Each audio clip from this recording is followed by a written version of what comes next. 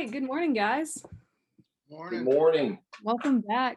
We had a great run getting to meet our staff, but now we're back and we're hitting something of a milestone. It's a year ago. We had our last in-person service before we had to go virtual.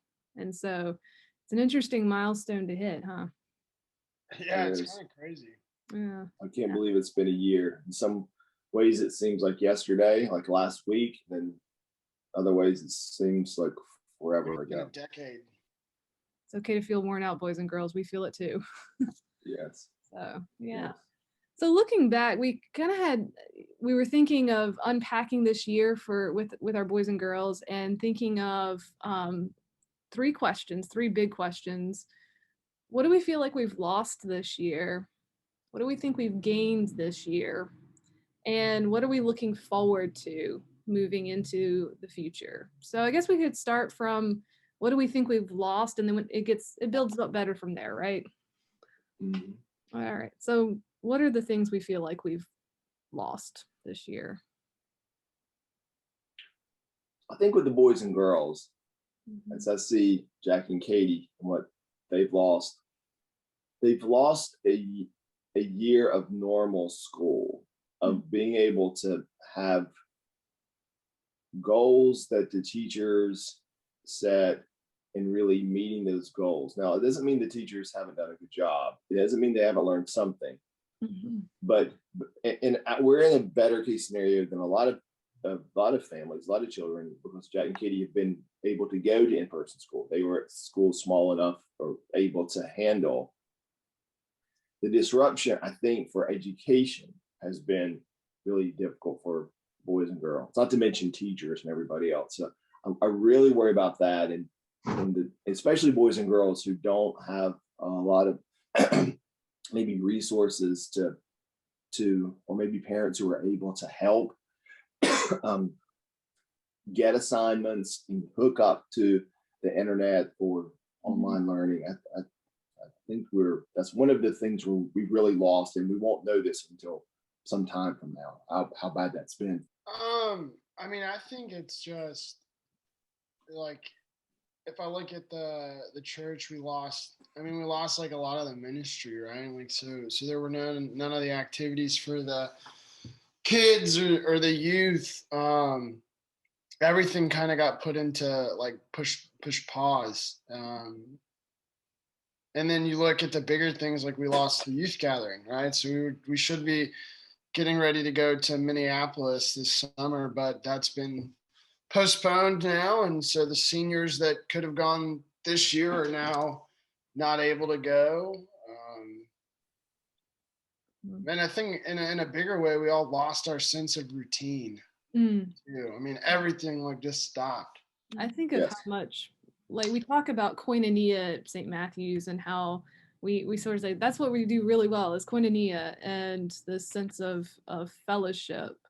And I think in this year, I feel like I've lost so much fellowship that isn't just like wing fling or wham, but it's down to the nitty gritty. It's, like our boys and girls get to see their friends on Sunday, or I get to see people at the door of the church, getting to have face-to-face conversations with people and getting to talk to people and catch up with people and notice those little changes that happen from week to week.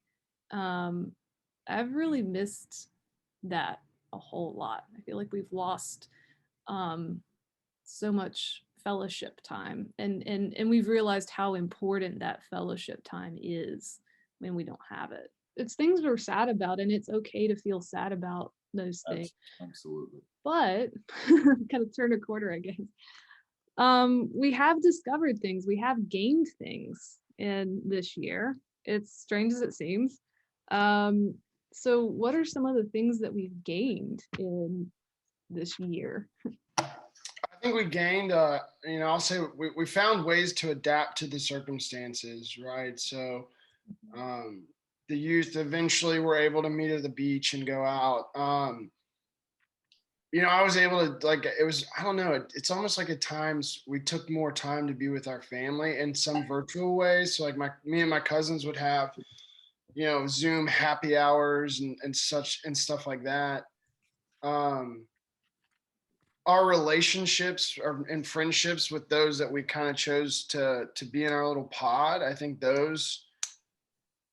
this quarantine and this pandemic fostered a closer sense of relationship there for me, and that's huge. And then as cliched as is, I think I took the time to find and appreciate like the silver linings in the situation. Mhm. So a newfound appreciation for just the little things. Yeah. Yeah. As the church has been sort of in decline and in challenge for some time now, we found this year that we can go ahead, that we can move forward Mhm. in new ways. We can be innovative and we can be agile as a church, and it won't be easy, and it's different than we've done in the past.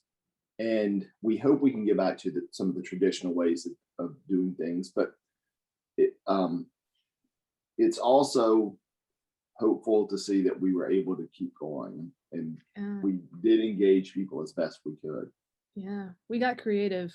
And I think another thing, a very concrete thing that we gained is I look at how we were trying to figure out how to get a care ministry off the ground. And um, this gift, I guess, parishioners, people having time on their hands.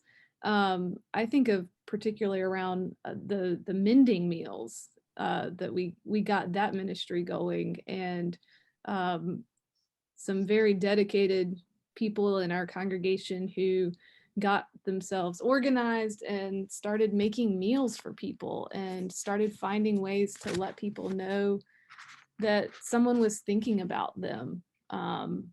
I think that's a huge, huge thing that COVID showed us we needed it. And there are some great people in our congregation who then responded. So we have that now. That's really huge. So as we move ahead past this 1 year mark, what are some things that we're looking forward to? No more mask, I'll be honest. I don't like it. I don't like having to constantly worry if I've got one. I think No. congregational koinonia, I think that's going to be good. I will really look forward to a time we can seeing everybody together in the nave. Mhm. And if you remember, this seems like a million years ago.